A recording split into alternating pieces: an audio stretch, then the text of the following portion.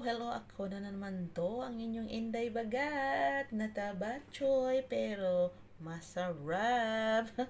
And for today's video, ang pag-usapan natin ay tungkol sa mabilis akong labasan Inday. Sabi ni Dudong, no? Ano nga ba yung mga technique para maiwasan ko ang tinatawag dating premature ejaculation, no? So, ito po, si Inday Bagat ay hindi po isang doktor at hindi po isang nurse, kundi mahilig lang magbasa at gustong i-share kung ano yung nalalaman niya sa inyo mga dodong, dahil tulad nyo, ako din ay may problema sa aking tinatawag ng married life, no? Meron tayong mga kanya-kanyang problema sa married life, lalong-lalo na tungkol sa usapang KEMA o usapang ana-ana o lato-lato, no? So hindi talaga yan maiiwasan na isa yan sa mga problema ng mag-asawa, no? Hindi lang po sa pera, sa financial, kundi ang mga ganyang bagay. Kaya andito ako kasi hindi po lahat ng tao ay kayang i-share kung ano yung karanasan nila, kung ano yung problema nila. Kaya yung mga ugat-ugat ng kanilang problema, kaya yung iba, no, naghihiwalay dahil hindi nila kayang direktahin yung asawa nila na ganito yung problema natin, ganito yung ano natin, wala na, nanamlay na, nasa na yung energy na nung una tayong nagkakilala, nasaan yung mga ganon, no? So hindi kasi yan masabi-sabi ng inyong kapartner ang mga ganyang bagay. So andito ako para i-guide kayo sa mga problema ninyo na ayaw nyo namang sabihin sa kapartner ninyo. Chismosa ka lang talaga, hindi ba? Chismosa with a sense, of course. Magchismis lang tayo, kailangan yung chismis natin, yung chismis natin ay may mapupulot tayong aral, hindi yung chismis na magpapahamak sa atin. Of course, kasi kung mapapahamak ka, ay RIP ang labas mo dyan, Inday. So yun na nga, kung ikaw po yung dodong na mabilis, no, nung hindi ka makaantay na si Mrs. ang mauna, no? Dahil nga sa sobra sigurong sarap, no? Sa sobra sigurong galing, ay mabilis kang maanuhan at mabibitin mo si Mrs. So isa ito sa mga tips na may papayo ko sa iyo, dodong. Kung feel mo na andyan na siya, no, huminto ka, pahintuin mo si Mrs. at huminto ka din, dodong, no? Rest for a while, 5 to 15 minutes, at babalik po yan, malulusaw po yan ulit, di ba? Ano siya, yung buhay na buhay siya, no? Pero pag nag-stop kayo, no, sabihin mo stop muna, no? Mag-stop muna kayo kasi parang andun na nga, no?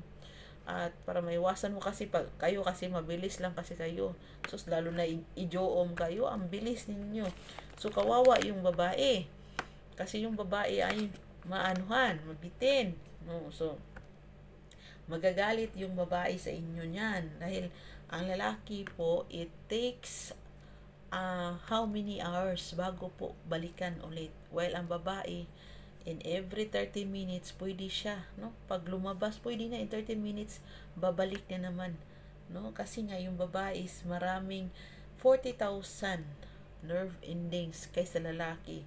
So ang babae, paanuhin mo lang yan, mabilis yan, no? Mabilis yan makahabol. Pero kailangan din naman na wag yung ang babae na lang ang palaging humahabol sa inyo.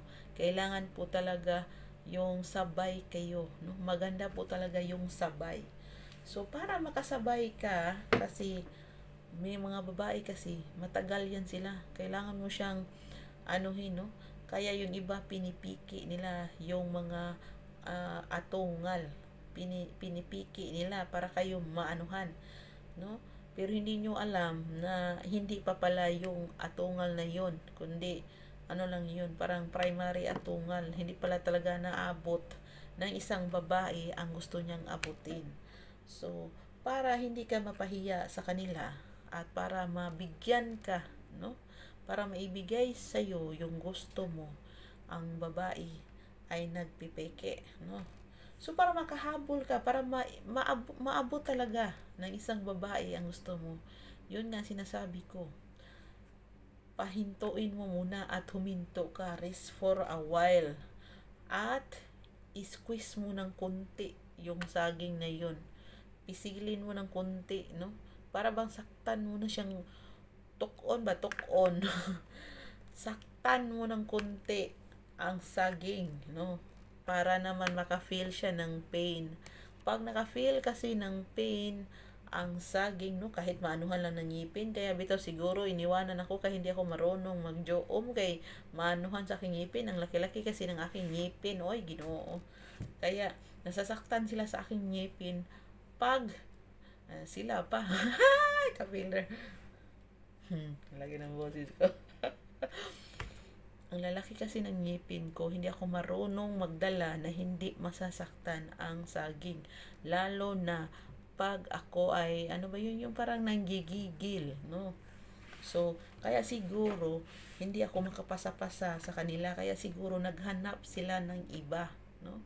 So, ito yung resulta sa grabe ko ka-broken, tumaba ako ng husto dahil sa aking gamot na anxiety at depression. So, kaya siguro kaya ito yung ano no, na hindi ako nakapag-video or hindi ako nakapagawa ng video for how many days or nagiging months ba?